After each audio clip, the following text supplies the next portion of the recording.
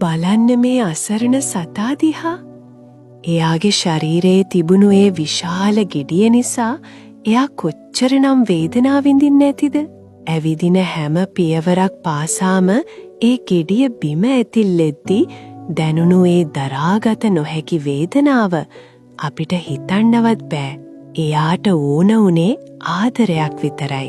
මේ තරුණයා තීරණය කළා එයාව තනියම මැරෙන්න නැහැ කියලා. අන්තිමේදී එයාව පශු වෛද්‍ය රෝහලකට අරන් ගියා. ඒත් එයාගේ තත්ත්වය හිතුවට වඩා බරපතලයි. වහාම සත්කමක් කරන්න සිද්ධ වුණා. ඒ වෙලාවේ පවා ඒ අහිංසක සතා හරිම කීකරුව වෛද්‍යවරුන්ට සහාය දුන්නා. වාසනාවකට ඒ සත්කම සාර්ථක වුණා. මාසෙකක විතර කාලයක් එයාට රෝහල්ගත වෙලා ඉන්න සිද්ධ වුණා. මාසෙකට පස්සේ මම එයාව ගෙදර අරන් ගියා. දැන් බලන්න එයා කොච්චර සතුටින්ද කියලා.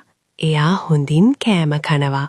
එයාගේ ඇස්වලින් පේනවා Tamanගේ ජීවිතය බේරගත්ත පිරිස ගැන තියෙන ඒ කෘතගුණ සැලකීම සහ ආදරය.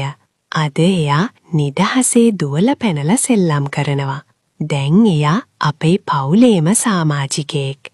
මනුෂ්‍යත්වයට තවමත් ආදරය කරන්න පුරුවන් කියලා මේ පුංචි ජීවිතය අපිට කියලා දෙනවා.